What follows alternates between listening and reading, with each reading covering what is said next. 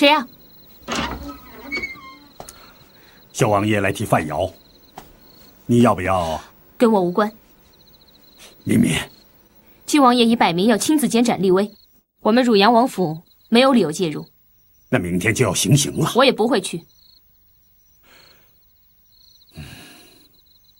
你说的对，我们不该介入。好了，我走了。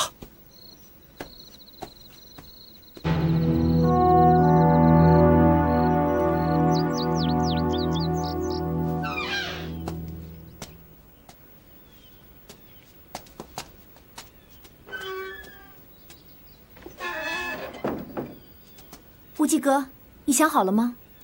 想好了，赵敏给我的军服不必穿了。为什么？你这样不是违背了赵敏的心愿？赵敏的心愿我了解，他是不希望我跟朝廷正面冲突。我张无忌，身为明教教主，现在明教有人落入援兵之手，我有义务以身作则，树立起榜样，让所有老百姓都知道我们汉人是不可欺负的。赵敏的心意，我只能心领了。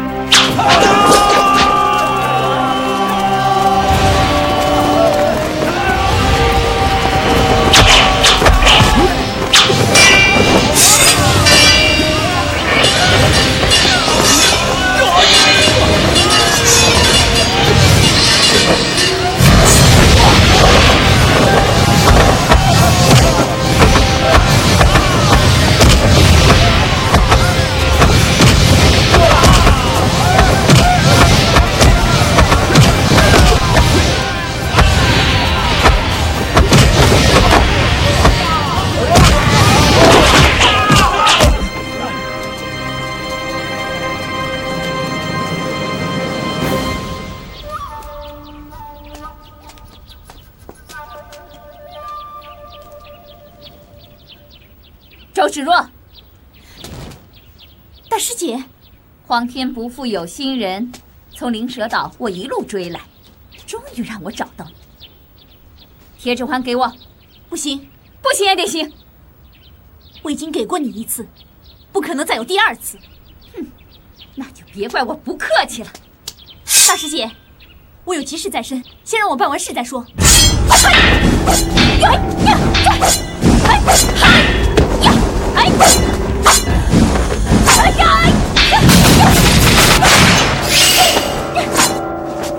大师姐，快停手，要不然我不客气了。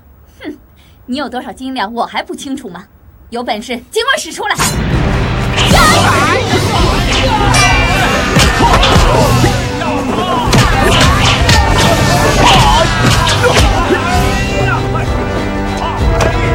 保护王爷！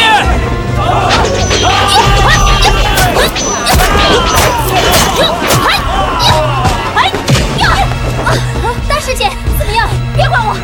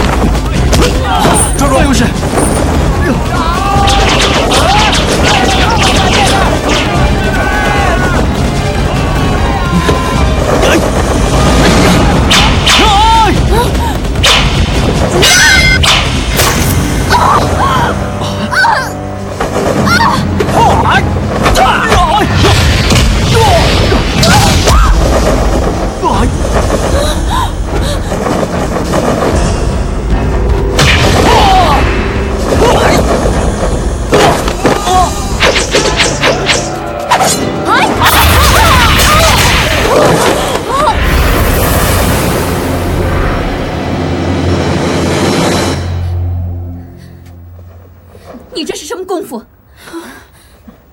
等我回峨眉正式接任掌门之时再告诉你。大师姐，听着，今天的事情谁也不准说出去。是。王爷。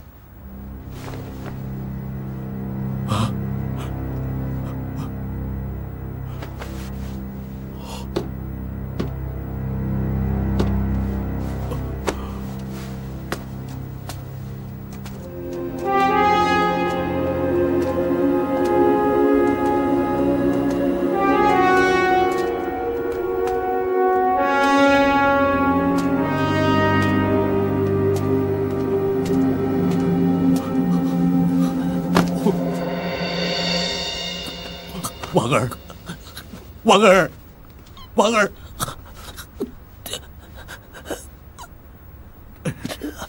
爹，王儿，不能死，爹，你不能死，听爹的话，你不准死，你不准死，王儿，王儿。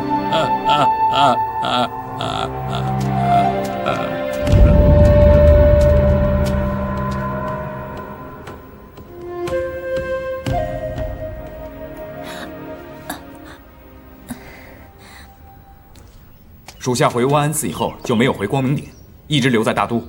属下认为留在大都，多探听朝廷的动静，好与本教通气，有助反元大计。怎料这几日被陈坤盯准。陈坤？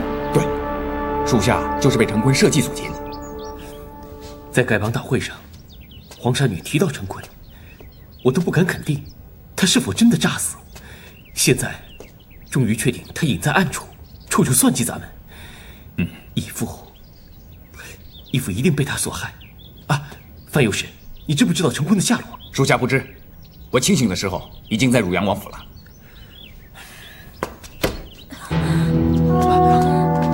芷若，周姑娘，你的脸色好难看，发生什么事了？看到你没事，我就放心了。芷若，教主，属下先行告退了。无忌哥，对不起。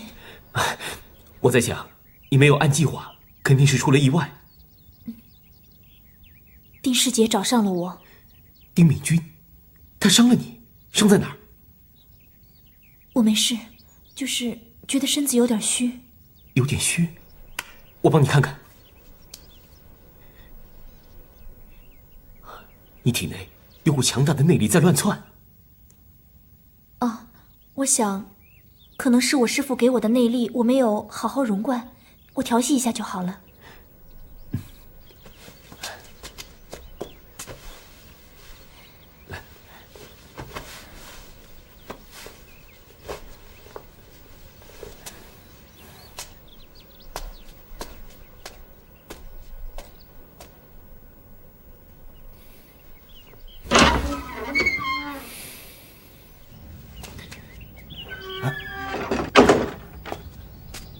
教主，周姑娘怎么样？没什么事。教主和周姑娘真是天生一对儿。哎，你认为刚才救你的是谁呀？他既然蒙着面孔，就是不想暴露身份。属下大胆的猜测，他是郡主。你想的跟我一样。属下百思不得其解，郡主恨我入骨，为什么要帮助咱们呢？哦，是了。你想到什么？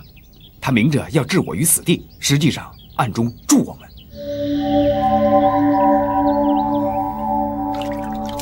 小心处理，不要被人发现。是。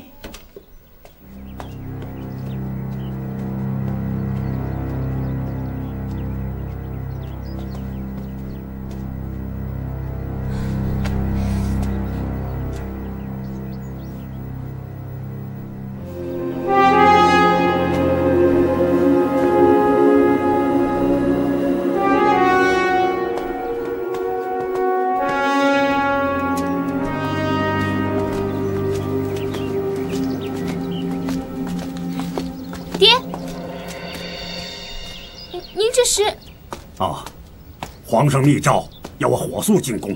什么事啊？啊，为了七王爷。七王爷？七王爷怎么了？他又对您施压了？不是，才发生不久，小王爷不幸命丧范瑶手中，七王爷一时承受不了打击，倒了下来。七王爷往生了？也差不多，半条命都没了。说起来也真可怜。唉，先前是王妃娘娘死的事，现在有白发人送黑发人。爹，你有没有查出劫囚的是谁啊？一个蒙面，一个是年轻的小伙子。我想，皇上密诏定是为此事。哦，妹妹，我还是要为那件事跟你说一声对不起。你也只是听命于七王爷，身不由己，我不怪你。那就好，我还担心啊，会破坏了我们兄妹之情。好了，我们赶快进宫吧。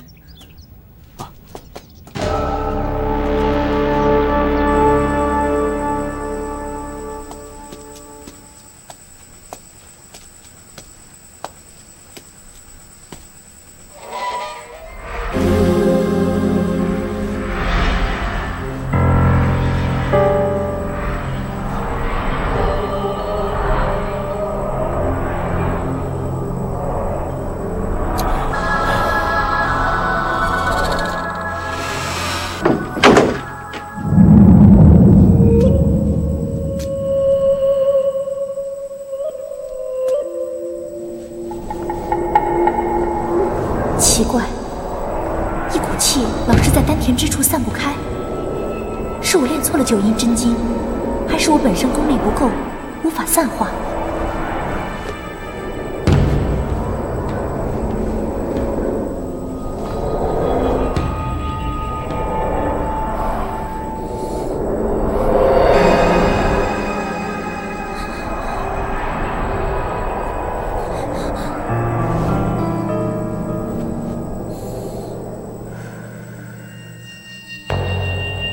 算了，有机会跟张无忌讨教。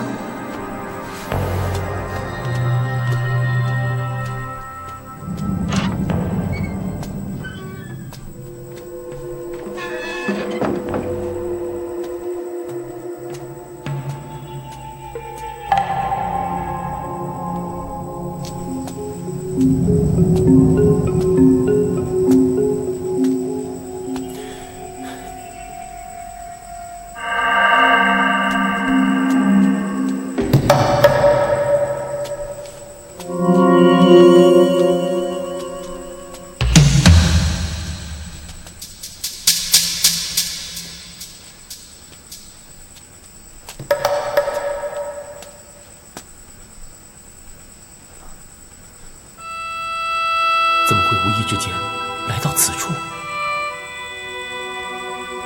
难道是我心中对赵敏念念不忘，如此撇不开，放不下？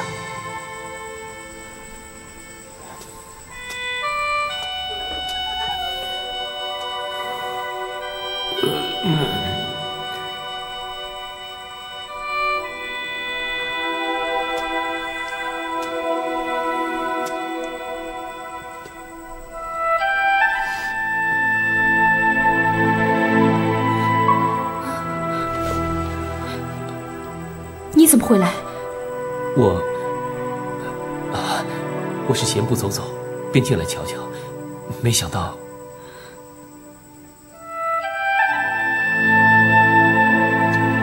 你约了人了？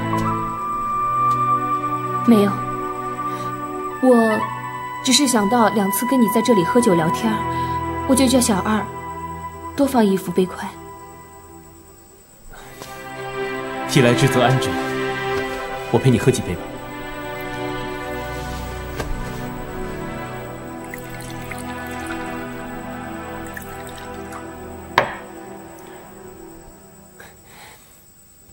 谢谢你。你要谢我什么？蒙古兵永福，蒙面劫囚。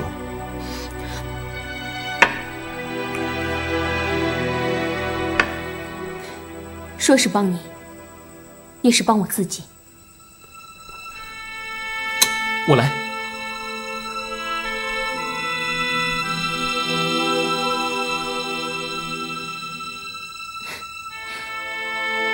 我们俩之间好像陌生了许多。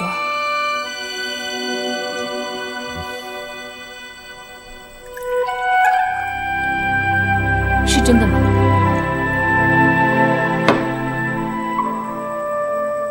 我见到你的书信，说你已和周芷若有白首之约，是真的吗？我原不该瞒你。我原以为她是个单纯的女孩，想不到她的心机如此之深。这是你对芷若的……我不想听你为她做任何的辩解。周公恐惧流言日，王莽谦恭下士时。不错，世界上的事情原是极易引起误会的，日久就能见人心。只怕你我见到人心时，都已命丧黄泉了。你把芷若当成一个十恶不赦的大魔头一样。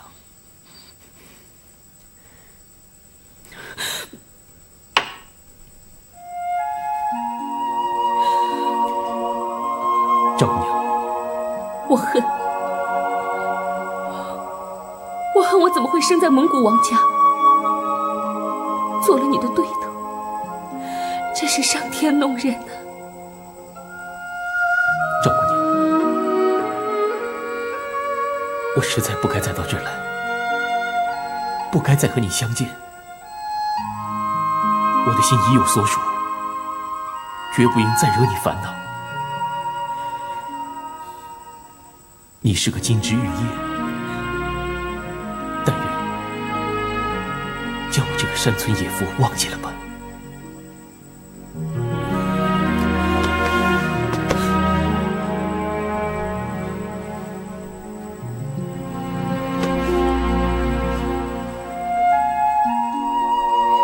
这是我要伤你的疤，就算你武功再高，一刀再金，这个疤是怎么都去不掉的。你自己手背上的伤疤也去不掉，怎么能将我心上的伤疤去掉呢？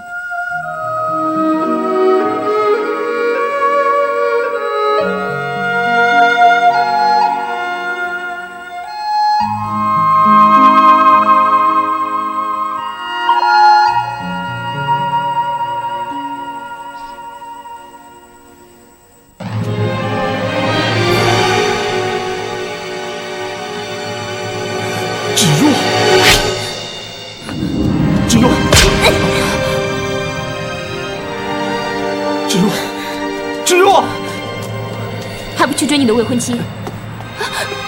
张无忌，你还真的去追啊！我恨你，我恨你！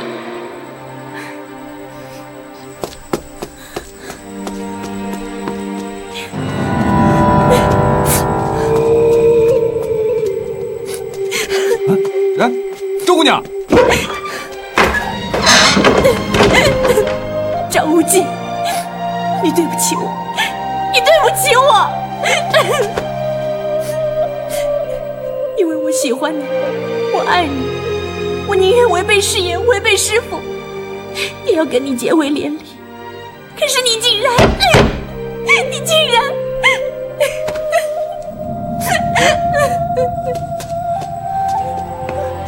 周姑娘呢？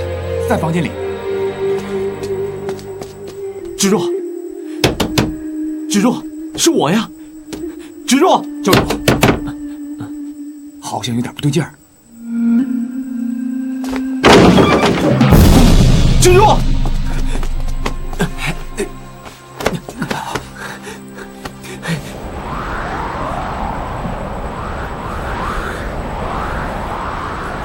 周姑娘，有什么想不开的？干嘛要寻短见呢？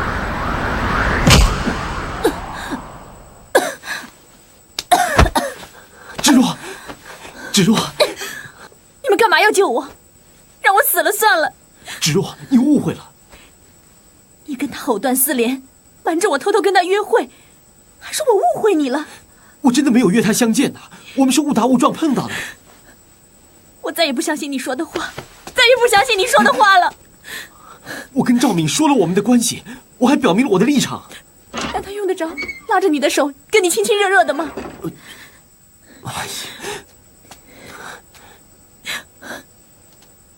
这是我亲眼看见的，你无话说吧？我知道你一直都惦记着他，在你的心里，我的分量就是不如赵敏，对不对？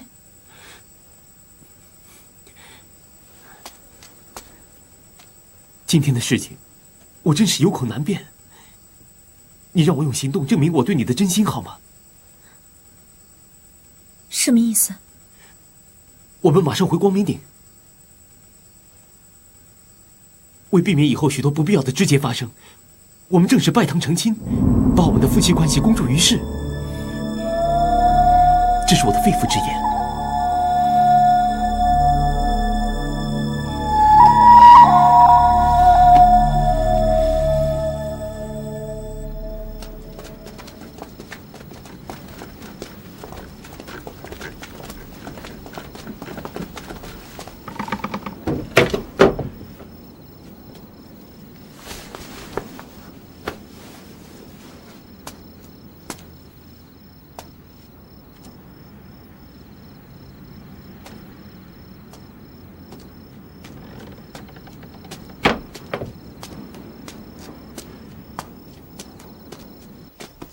我回来了。爹，你怎么现在才回来呀？出宫后，我去了趟亲王府，顺便去探视一下七王爷的病情。七王爷怎么样？恐怕不久人世了。我答应了齐王爷，要为他抓到劫囚的凶嫌。爹，可有线索啊？两个人劫走了明教范瑶，必定是江湖高手。要找凶嫌，自然则是由明教下手。爹，女儿愿意。此事不用你过问，我已下令全城搜找明教人士。爹，皇上密诏，所为何事？淮北告急，陆皖边界已落入明教叛军之手。皇上恢复我兵马大元帅之职，命我3月内平定叛乱。太好了，爹，那我们可以大展手脚了。陈友谅，王爷，知己知彼，方能制敌于先机。我要你立即查出叛军的各个据点基地。陈友谅遵命。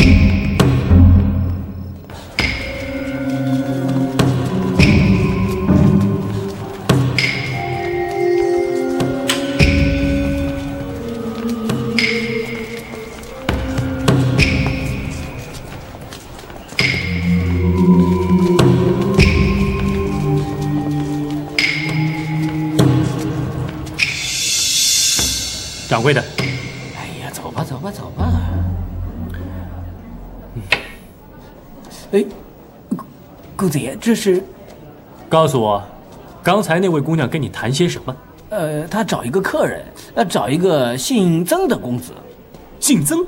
是姓曾，不是姓张吗？难道我猜错人了？我跟那位姑娘说了，天刚蒙蒙亮，她就退房了。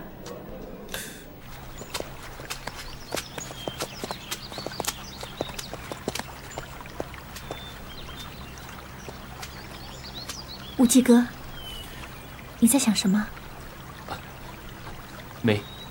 没什么。这次范有使能够得救，多亏了赵敏相助。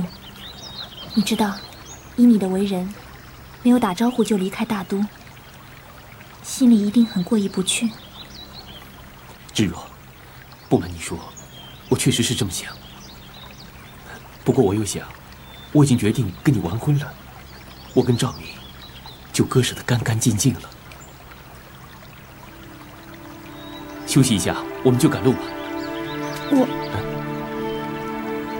还有什么话要说吗？我不想让你觉得我是用生命来威胁你许下承诺。如果你反悔的话，我也不会怨你。不会的。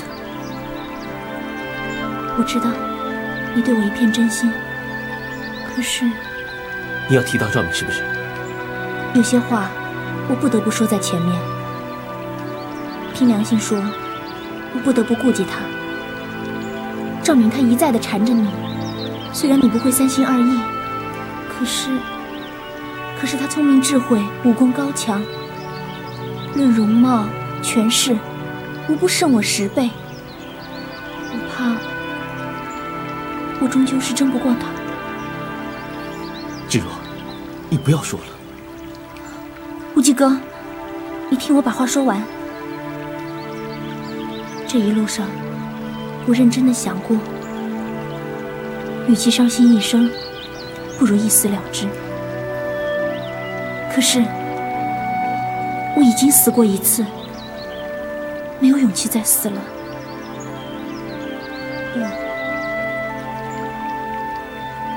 我要学我师父那样削发为尼。毕竟，我们峨眉派的掌门是没有一个嫁人的。你真是太多心了。我们已经在义父的见证下结成了夫妇，现在我又答应你要回光明顶举行公开的盛大仪式，你再不用怀疑我的诚意了。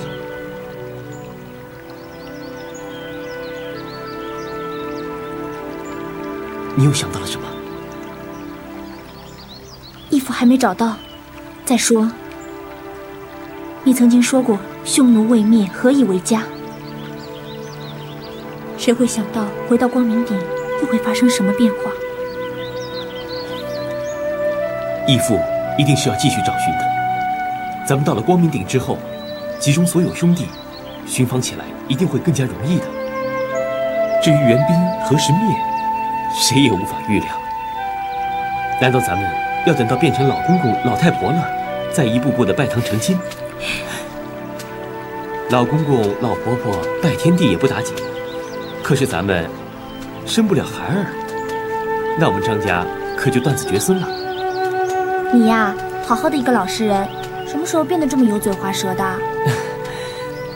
不要再胡思乱想了。咱们走吧。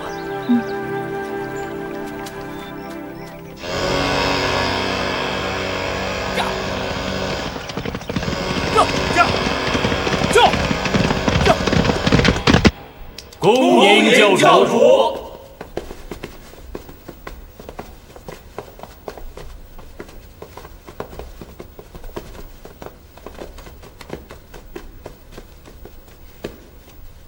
各位弟兄，张无忌自任教主以来，对教务甚少掌礼，深感惭愧。所幸有杨左使主事，明教在反袁行动中大有建树，深获百姓信任，也改变了对我明教不良印象。本人在此感谢杨左使竭心尽力。再者，我这次回到光明顶总坛来，有很多事情。第一，通令全国明教弟子全力打探义父的下落。教主找到尸王了。义父随我自灵蛇岛回归中土之后，不幸于天津凤阳分坛无故失踪，我怀疑落入陈坤之手。陈坤还活着？我确定6大门派围攻我光明顶时，陈坤乃是诈死。杨左使，陈坤曾化名元真，隐身少林，我要你派人往少林寺密查。属下知道怎么做。另外一件事，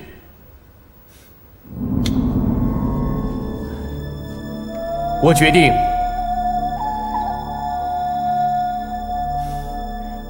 定娶峨眉掌门周芷若为妻。恭喜教主！芷若，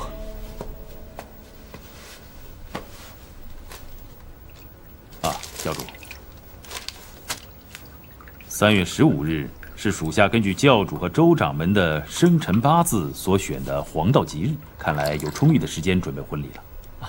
芷若，你认为呢？你做主吧。好，杨左使，就在3月15。这是属下拟定的宴请宾客的名单。我不想太铺张，我想就邀请峨眉和武当就行了。不行，你答应过我要把我们的婚事公诸于众，现在你……好，那就依你吧。杨左使，我不必看了，一切依你。是。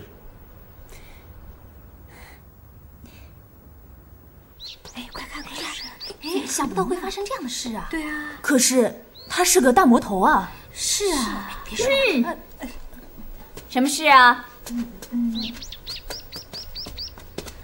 芷若要成婚了，这是明教刚刚派人送来的请帖。哎，李俊，你这是干嘛？李俊，周芷若是峨眉派的叛徒。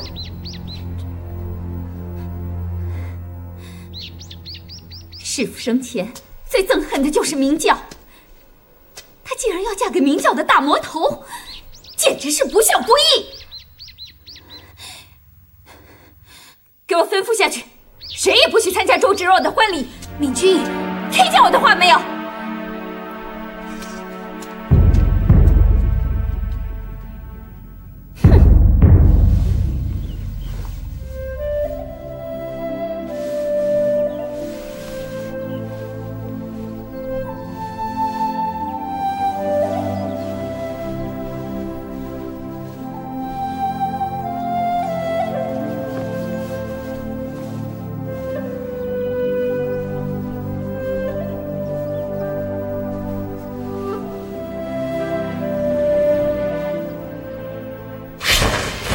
你要是峨眉人，就跪下，发个重誓。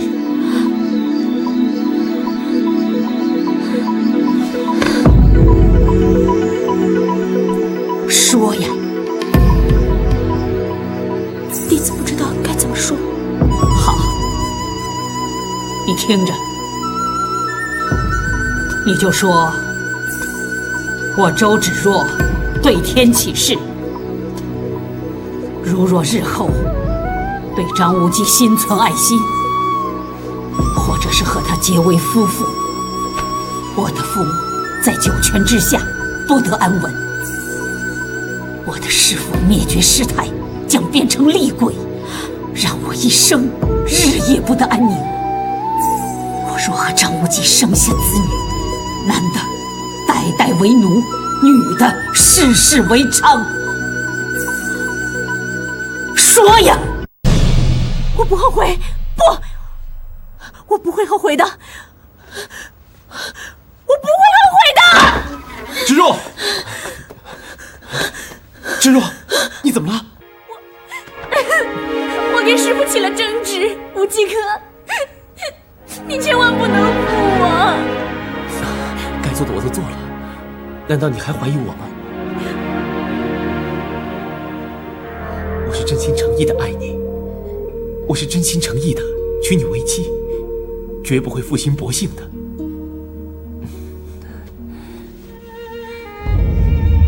我保证会给你幸福美满的一生。教主，禀教主，武当张真人到。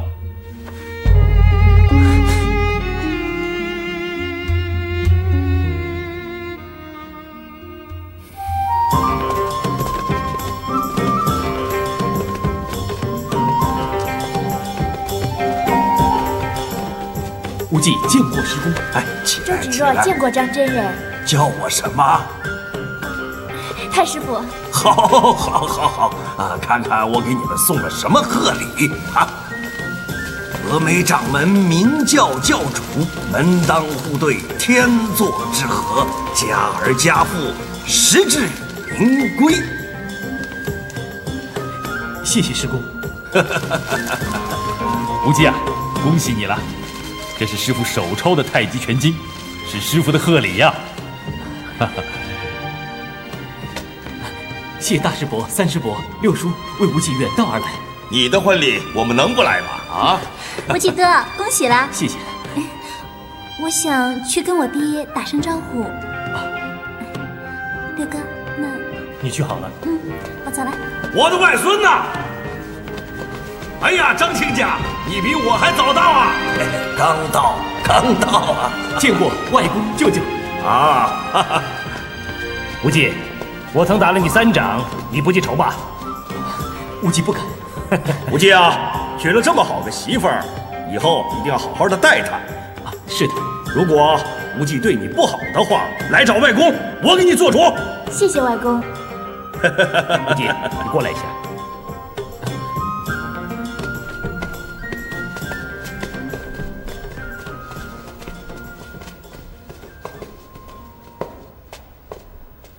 无忌啊，怎么没看到阿离呀？我被玄冥二老打伤后，疗伤期间想了很多，我也有不对的地方。怎么说都是父女，何苦像个仇人似的？想通了，我打算接阿离回家，一切从头开始。你怎么不说话？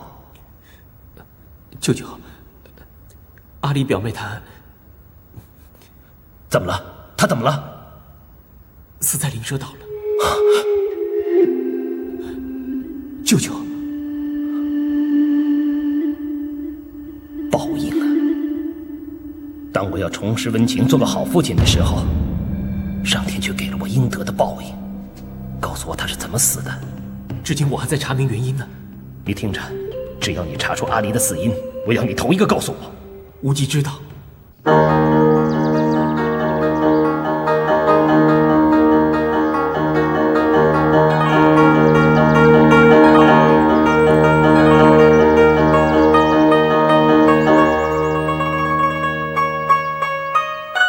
怎么，心情不好吗？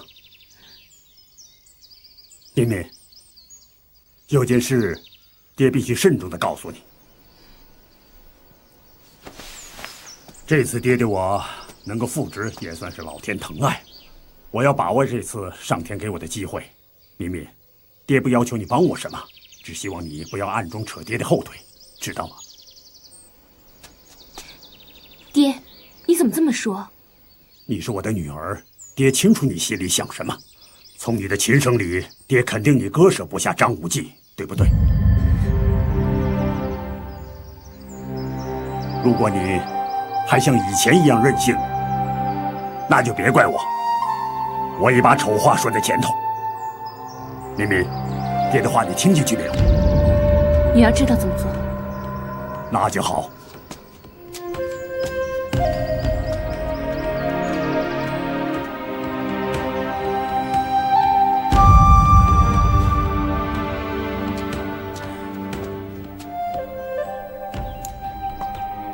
无忌哥哥，送你的，这是我亲手绣的鸳鸯枕。啊，真是活灵活现呐！没想到你的手这么巧啊！你没想到的事啊，还多着呢。你上回帮我，我还没谢你呢。我们之间谈谢字太见外了吧？教主，属下告退了。好，你去吧。好，我就听你的。哎，不会妹妹，你跟殷六叔怎么样了？我们很好啊，他对我很好，只是担心你爹啊。我跟六哥已经谈起婚嫁了，六哥他想趁这次机会跟爹当面提亲，我怕爹会反对。无忌哥哥，你能不能帮我说说话？你说我能反对吗？如果杨左使不认同，可以直说。杨左使，你要我直说吗？那我告诉你心里话，要我把布尔交给你，我是1000个10000个不愿意。你们年龄上的差距是我反对的原因，但我不反对也是为了布尔。我怕我的坚持会逼他走上绝路。虽说布尔是我在这世上唯一的亲人，可是从小我就给他的不多。为了我们明教，我从没有善尽为人之父的责任。我有什么权利去剥夺布尔的选择呢？再说，在我认识纪晓芙的时候，我并不知道你们已经定过亲，但我横刀夺爱是事实啊。小芙的死，我有很大的责任。为了不让旧事重演，我只有祝福你们了。殷六侠，你不要以为我把布尔交给你是为了还欠你的债。我现在要慎重地警告你，要是你让我知道你欺负了布尔，我会踏平武当，也要把你千刀万剐的。不会的，我会永远疼他，爱他。哦，等办完了教主的喜事，就喝你们的喜酒了。多谢杨左使，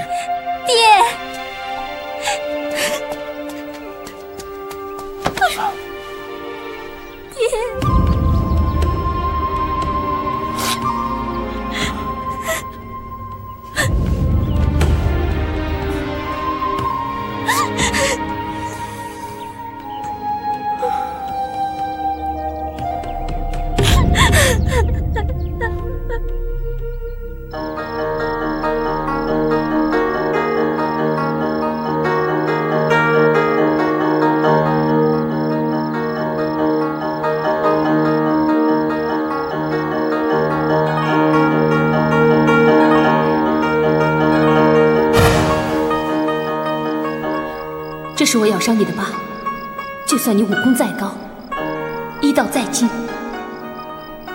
这个疤是怎么都去不掉的。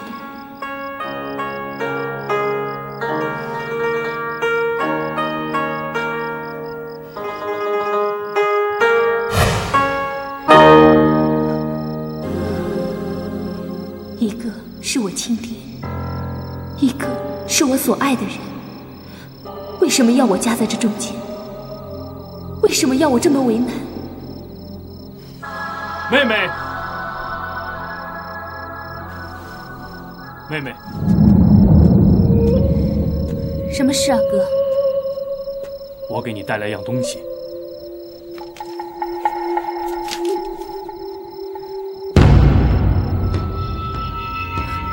他要曲中植入。